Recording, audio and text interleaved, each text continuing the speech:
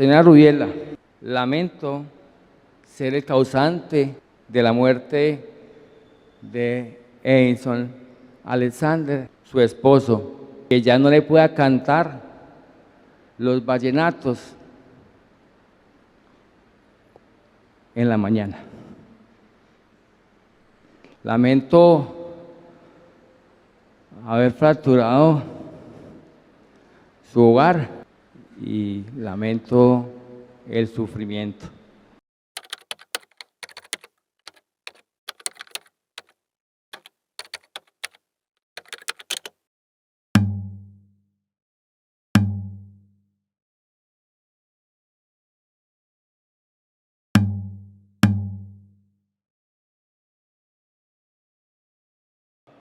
Siempre me decían que a mi hijo lo había matado la FARC y eso era una falsedad.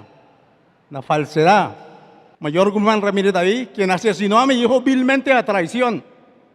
Motivo, porque mi hijo se le negó a cumplir las órdenes, falsos positivos. Y con eso lo que hizo con la muerte de mi hijo fue intimidar a su batallón, inducirlo más a los errores que estaban cometiendo. El señor sargento Jaime Coral, con un toque sutil en el hombro, al ver mi reacción, lo único que hizo fue entregarme un mensaje claro y contundente. Este mensaje no es una excusa. No quiero que lo tomen como si fuera una excusa mía, pero sí caló en mí. Si usted quiere que le pase lo mismo que le pasó al teniente Suárez, le pase a sus hijos. En esos momentos comprendí el accionar de ese batallón que acaba de recibir.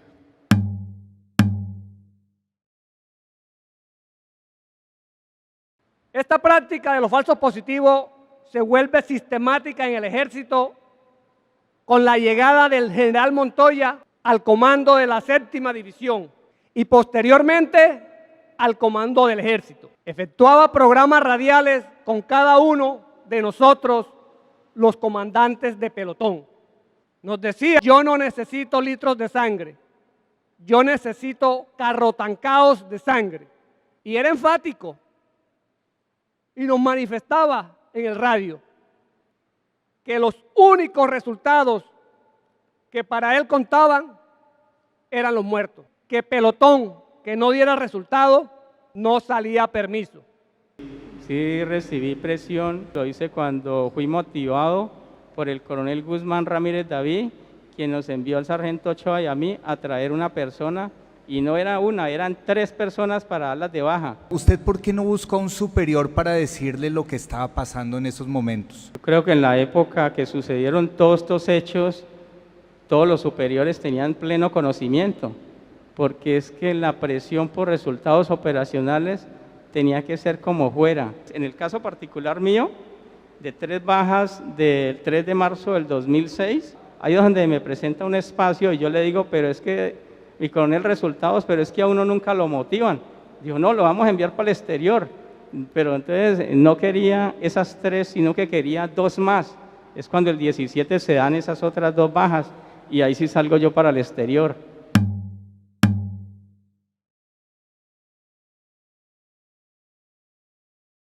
Con esa alianza que teníamos con las autodefensas, se decía: el enemigo de mi enemigo es mi amigo. La otra manera para referirnos a las autodefensas, decíamos que eran los primos. Asimismo, decíamos que era la 6ª división del ejército. En esa ocasión solo habían 5 divisiones para el ejército, y todo eso porque realmente para ese entonces íbamos perdiendo la guerra. Pertenecía al ejército y pertenecía a las autodefensas. Y esa relación con las autodefensas incluso siguió después de su desmovilización. Siguió ese trabajo conjunto que hacían, siguió mucho tiempo después, hasta 2013, que estuve activo en las autodefensas.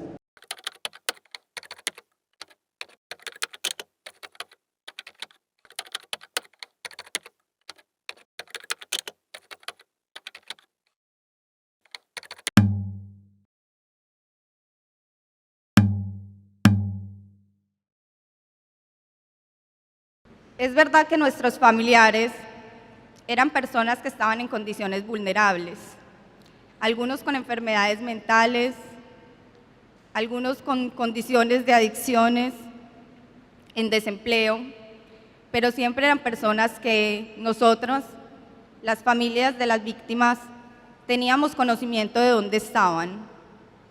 En todo momento ellos tenían una estrecha comunicación con nosotras. No es que ellos no tuvieran una familia quien los reclamara, es que simplemente a ellos se les hizo una oferta en la que no sabían que encontrarían su muerte. Los soldados fueron preparados para ir a convencer, a engañar a las personas en Medellín o en el lugar de donde traían las víctimas para ser asesinados en este municipio. Desafortunadamente todas las personas que traían se aprovechaban de su vulnerabilidad, porque la mayoría tenían algún problema con las drogas, eran habitantes de calle y eran más fácil de convencer.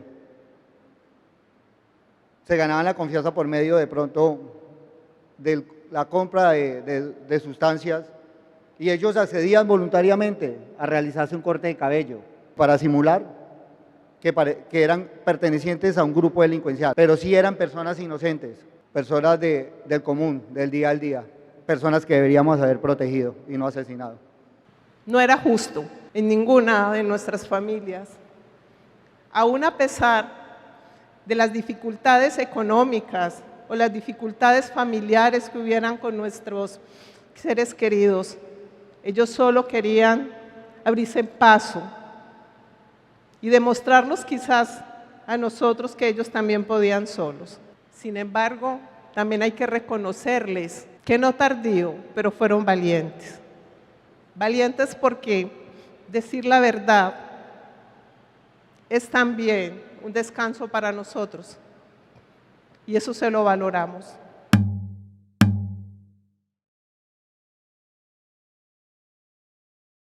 El municipio de Dabeiba y todos los que aquí vivíamos y hoy vivimos, fuimos estigmatizados tanto al interior del municipio como por fuera del municipio. Estos daños y problemas de estigmatización llegaron a trascender tanto hasta el punto de que un familiar se iba para la ciudad y tenía que negar sus raíces que iba del municipio de Dabeiba, porque posiblemente lo hacía pagar con la vida, el decir, mis raíces son dabeibanas. Desde que yo llegué trasladado al municipio de Dabeiba, nosotros estigmatizábamos y señalamos la población civil como guerrilleros.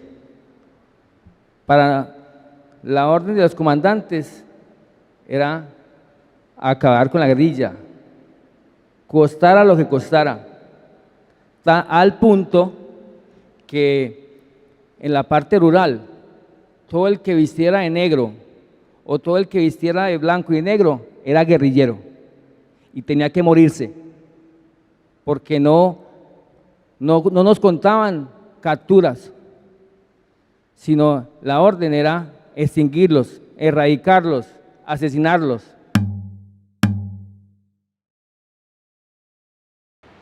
Esperamos respuestas generadoras de paz. Los aportes de estos máximos responsables deben ser de corazón para reparar sus daños. Gracias por su lucha, por su valentía, por buscar siempre la verdad. De parte de todos nosotros, permítame entregarle este símbolo de paz, de unión y reconciliación, para que este sea el inicio de una nueva vida, de una nueva Colombia, porque nos lo merecemos. Gracias.